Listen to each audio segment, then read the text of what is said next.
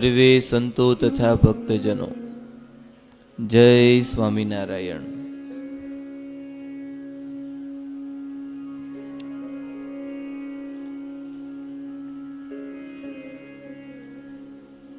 સદગુરુ ગુણાતીતાનંદ સ્વામી પોતાની વાતોમાં લખે કે જે ભગવાનનો ભક્ત થયો એ ભગવાન એની રક્ષામાં કાયમને માટે હોય છે. હરિને ભજતા હજુ કોઈની લાજ જતા નથી જાણી રે.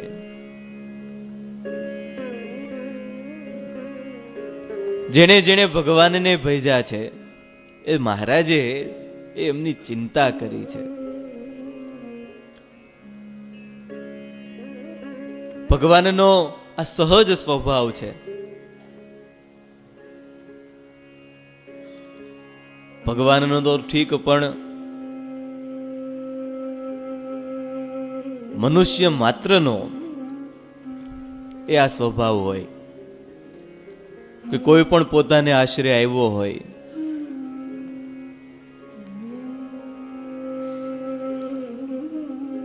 ગ્રહસ્થ અને તમારે બધાને દીકરા હોય, દીકરાને દુઃખ આવે તો આપણે એ ગમે તેમ કરીને દૂર કરીએ. કદાચ એ દીકરો આપણું કયું કરતો ન હોય, બીજું કઈ કરતો હોય, તોય આપણે એનું દુઃખ તો ઘણીવાર સ્વામી કહીને એના ગુણ જ દેખાય. ભગવાન પણ એ જે પોતાની અનન્ય ભાવથી ભક્તિ કરે એ ભગવાન હર હંમેશ એની ચિંતામાં રહેતા હોય. ગઢપુરમાં પણ આવી જ પરિસ્થિતિ હતી. એ એબલ ખાચરનો એ ભક્તિભાવ જોઈ એ મહારાજ એમને ત્યાં નિવાસ કરીને રહેતા.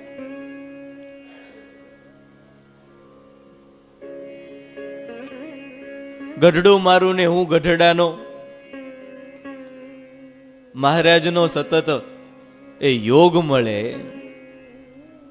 પણ તેમ છતાં એ જોઈ ને બીજા ઘણા જીવોના હૈયે એ ઈર્ષાનો કીડો રહેતો.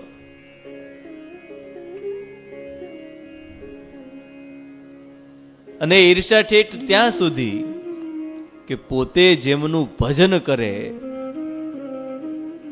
એમને પણ મારી નાખવાના એ કાવા દાવા કરવા માંડે. ઈર્ષા ક્યારે થાય? ઈર્ષા ક્યારે થાય? કે જ્યારે સામેવાળો એ પોતા કરતા વધારે આગળ જતો હોય ને એ ત્યારે ઈર્ષા થાય.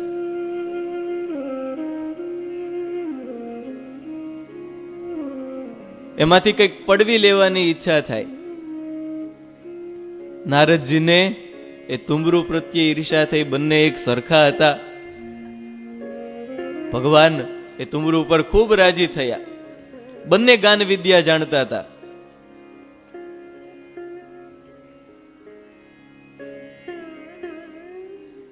પણ મહારાજે તેમ છતાંય નારદજીની ઈર્ષા વખાણી.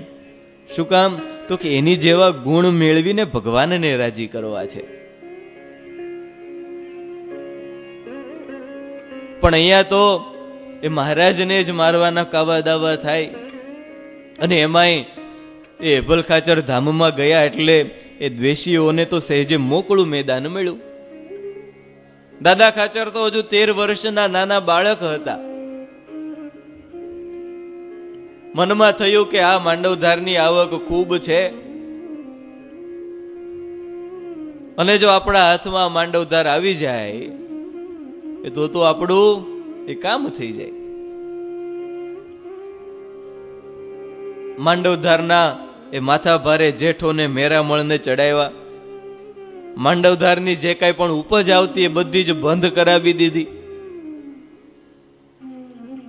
અને સાથે એ આખા મલકમાં વાત માહિતી મૂકી કે જેઠોને મેરામણ માંડવધારને જપ્ત કરી લેવાના છે.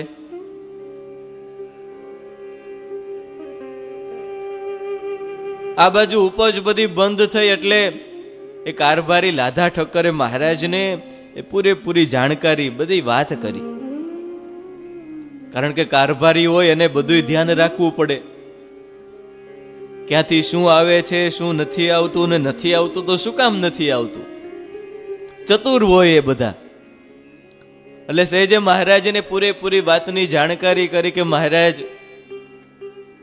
એ થોડું આવી રીતનું આમ એ ઉપાધિ જેવું આવ્યું છે, મહારાજ આપ થોડું ધ્યાન રાખો તો એ ઉપાધિ નષ્ટ થઈ જાય, નહીતર આમને આમ ચાલશે ને તો મહારાજ આ ક્યાં ઊભું રહે એનું કઈ નક્કી નહીં. મહારાજ તો બધી વાત જાણતા જ હોય. સહેજે મહારાજે મોટા બાપુને બોલાવ્યા. મહારાજે પૂછ્યું, બાપુ એ આ જેઠો અને મેરામણ એ બંને આ શેની ધમાલ માંડી છે? અને અમે સાંભળ્યું છે કે બીજા કોઈ પણ એમાં ભેગા ભેળા છે. આમણે તો કઈ કર્યું જ ન હોય એમ હાથ જોડીને મહારાજને કે મહારાજ એ મને પણ બહુ ચિંતા થાય છે હો. કેમ કે મહારાજ જેઠો ને મેરામણ એ બે તો એ માથા ભારે માડું છે.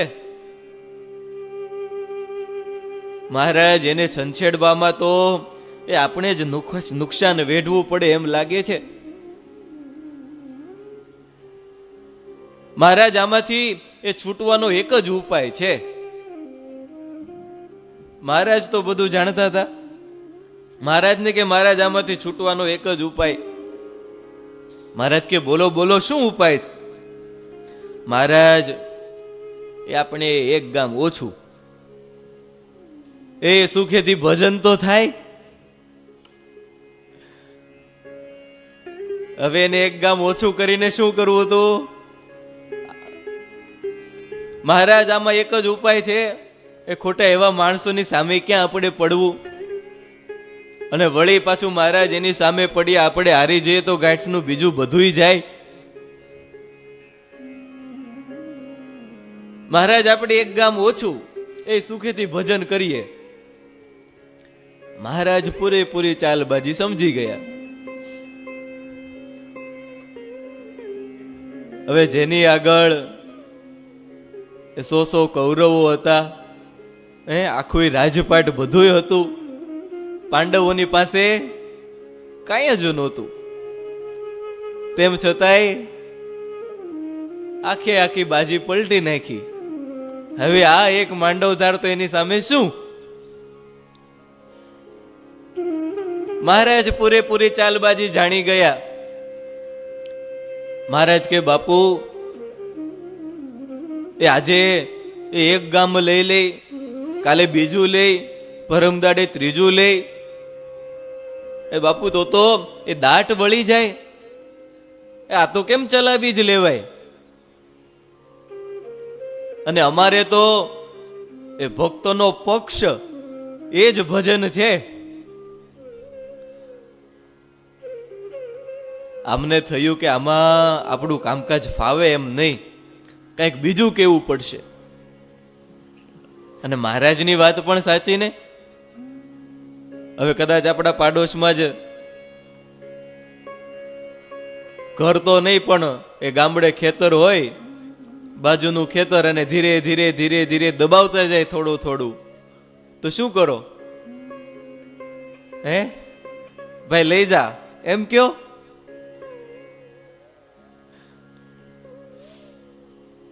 એમ થાય તું એટલું દબાય, 1 ફૂટ તો હું 2 ફૂટ દબાવું લે. અને તેમ છતાંય પૂરું ન થાય તો એ કોર્ટમાં જઈને માપણી બાપણી બધું કરાવડાવીએ. મહારાજ કે આજે એક ગામ લઈ જાય, કાલે બીજું લઈ જાય, એ તો કેમ ચાલે? આ તો ચલાવી જ ન લેવાય. એ અમારે તો ભક્તોનો એ પક્ષ એ જ ભજન છે.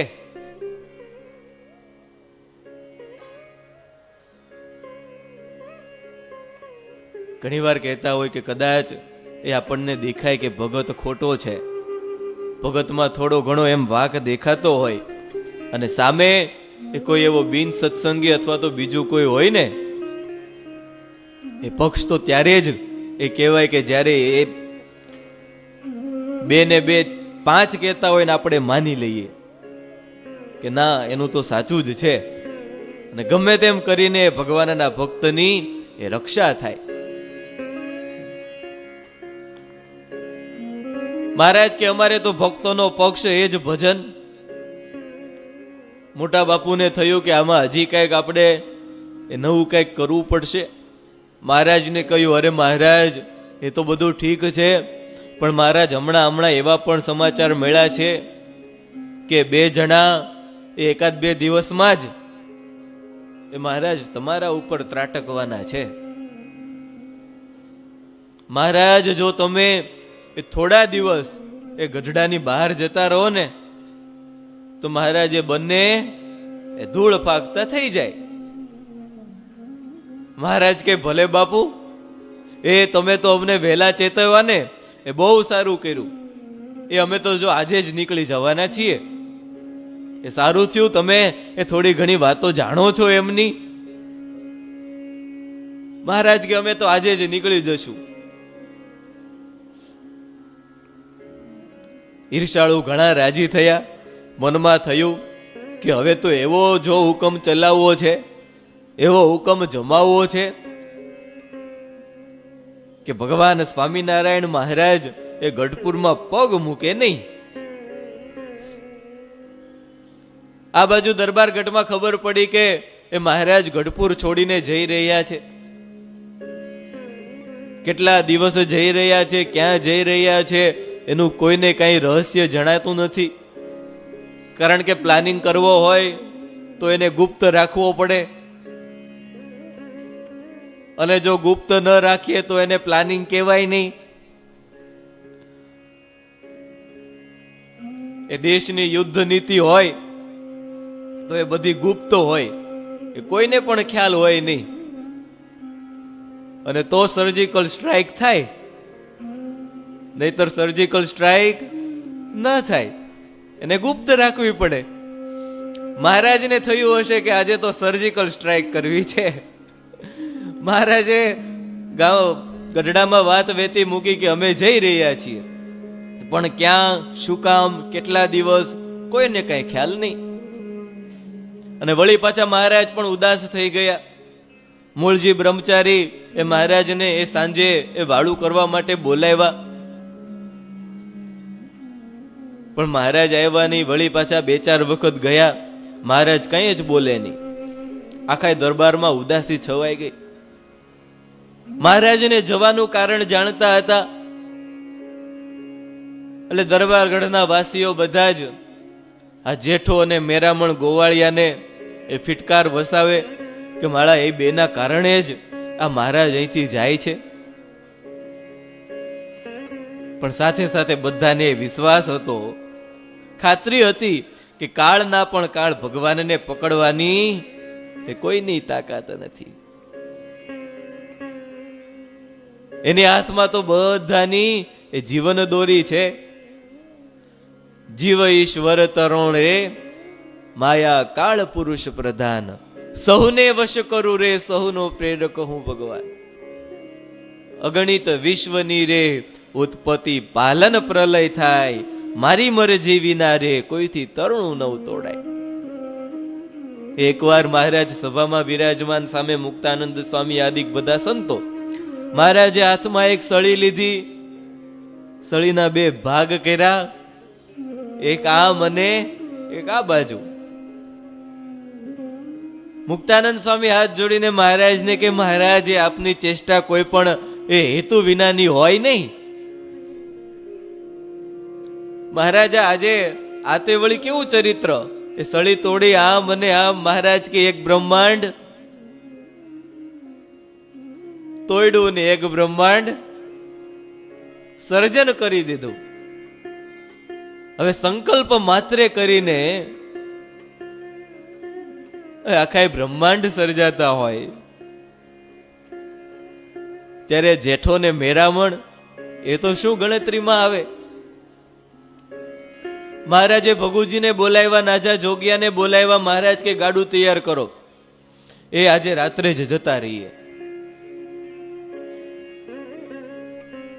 એટલે સવારે ઓલો જેઠો ને મેરામણ આવે તો એને એ કઈ હાથમાં આવીએ નહીં. મહારાજે આદેશ કર્યો એટલે ભગુજીએ એ ના છૂટકે પણ એ ગાડું તૈયાર કર્યું. ભગુજીને તો મનમાં એમ કે મહારાજે જો આજ્ઞા કરે તો અત્યારે જ અમારી સાથે એ ઘણા પાર્ષદોનું લશ્કર લઈ અને હમણાં જેઠો ને મેરામણ બેયને પૂરા કરી દઈએ. ભગુજી શુરવીર અને શુરવીરની સામે એ ભાગવાની વાત કરો. એ જૂના જમાનામાં એ સ્પેશિયલ એ કેસરિયા કરીને નીકળતા. કેસરિયા કરવા એટલે એવું લાગે કે સામે લશ્કર ખૂબ મોટું છે અને ગમે તેમ કરીએ તો આપણે જીતી શકીએ એમ નથી. એટલે પેટમાં એ કટારી મારી દે. અને કટારી પણ એવી હોય કે કટારી બારી કાઢો એટલે આંતરડા લઈને બારી નીકળે. આમય મરવાનું અને આમય મરવાનું. સ્વામી લખે ને પેટ કટારી બાંધીને સન્મુખ ચાલે. પેટમાં કટારી મારે એટલે મરવાનો ભય એ બિલકુલ જતો રહે કે આમય મરવાનું અને આમય મરવાનું.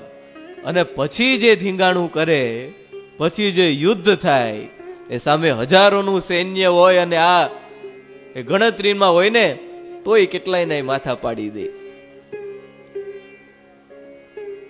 ભગુજીને મનમાં એમ થાય કે મહારાજ હમણાં આજ્ઞા કરે ને એ તો મારી સાથે પાર્ષદોને લઈ અને હમણાં જ આ જેઠો ને મેરામણ એ બેયને બરાબરનો સબક આપી દઈએ. પણ મહારાજે ગાડું લાવવાનું કહ્યું. નાજા જોગિયાને સાથે લીધેલા. બંને એ વ્યવસ્થિત એ સશસ્ત્ર સજ્જ થઈ મહારાજની સાથે જવા તૈયાર થયા. મહારાજ ગાડામાં, નાજા જોગિયા ઘોડા ઉપર અને સાથે સાથે ભગુજી પણ એ રજવાડી ગાડું પ્રભુ માટે એ રજાએ પાથરેલી. બળદો પણ એકદમ બળુકા. મહારાજ ગાડામાં બિરાજમાન થયા. આ બાજુ દરબાર ગઢમાં બધાની આંખો ભીની થઈ ગઈ. જીવુબા, લાડુબા એમની માટે તો એ વિયોગ અસહ્ય થઈ ગયો. આંખમાંથી આંસુ જવા લાગ્યા. દાદા ખાચર પોક મૂકીને રડે. પણ મહારાજે બધાને છાના રાખ્યા. મહારાજે કહ્યું કે ચિંતા કરો માં, એ આ ઉપાધિ જેવું છે એ પૂરી થશે એટલે હમણાં જ અમે પાછા આવી જશું.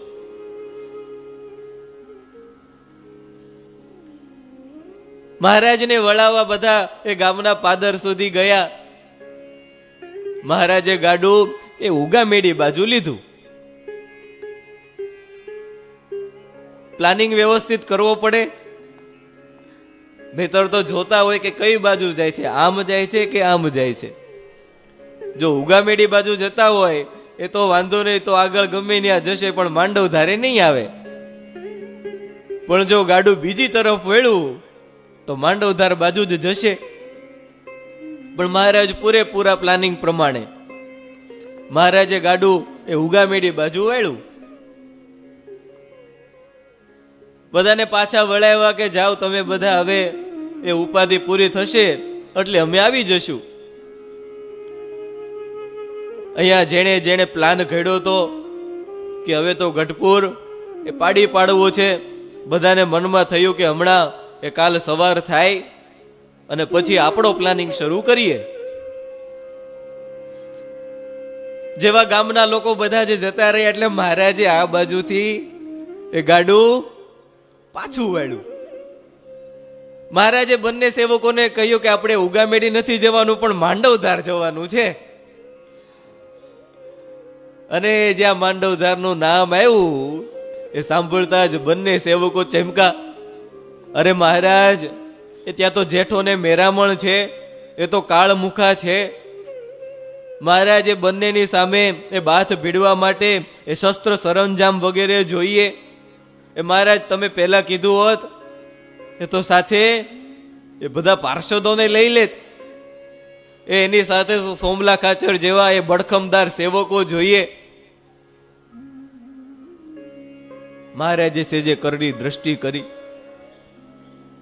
મહારાજ કે તમે તો સાવ બાયલા છો. એ અમે છીએ તોય વળી કોનો ડર લાગે છે તમને? એ ભગુજીને તો એમ હોય ને કે મહારાજ સાથે ન હોય અને પછી ધીંગાણું થાય તો સારું, નહીં ને મહારાજ સાથે હોય ને કોઈ વળી એ મહારાજ ઉપર ઘા કરવા આવી જાય.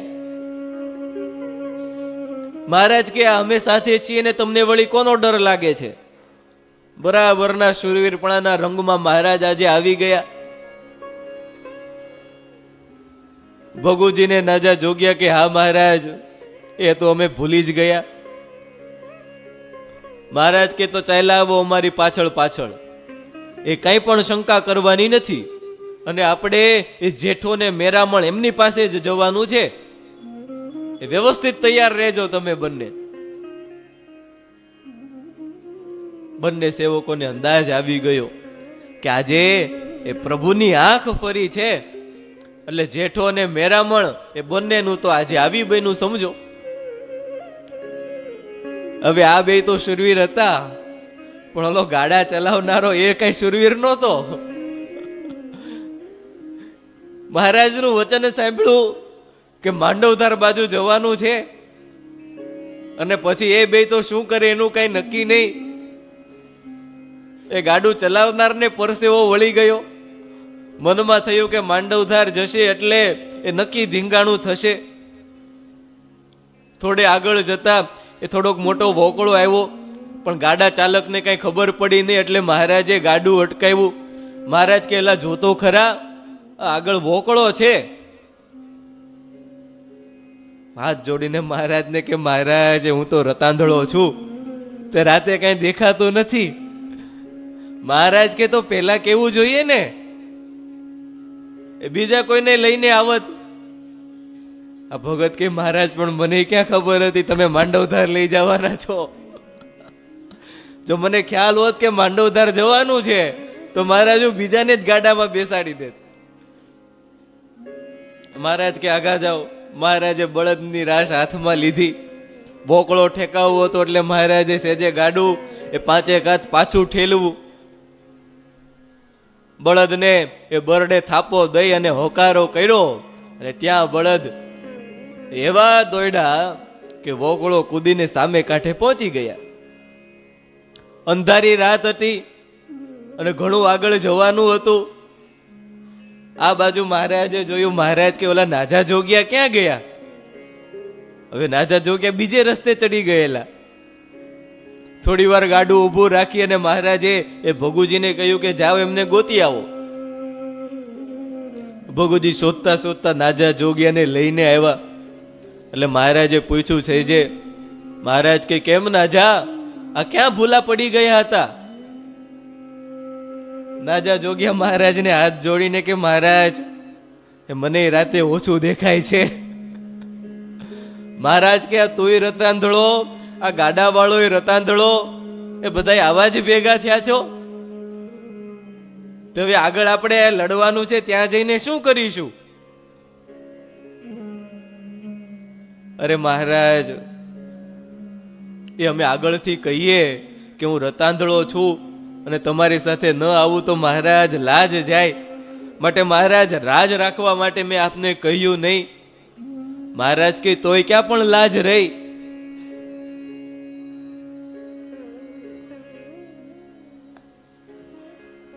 મહારાજ ને ભગુજી આ નાજા જોગ્યા એ વાતો કરતા કરતા એ માંડવધારે પહોંચ્યા. અને બરોબર ગામના ટીમ્બેજા બંને ભાઈના ઘર હતા. મહારાજ કે જાઓ ભગુજી જાપો ઉગાડો, આપણે ગાડા સોતા અંદર જવાનું થાય છે આજે તો. ભગુજીએ સેજે જાપો ઉગાડ્યો. આ ગાડા ખેડૂ ડરતો ડરતો, રાત્રે તો બધા સૂતા હોય એ ત્યારે તો આજની જેમ 1-2 વાગે રાત નહોતી પડતી, એ વહેલી રાતું પડી જતી હતી. આજે તો 1-2 વાગ્યા હોય તોય એ ઘરે ઘરે નહીં પણ માણસે માણસે દીવા બળે.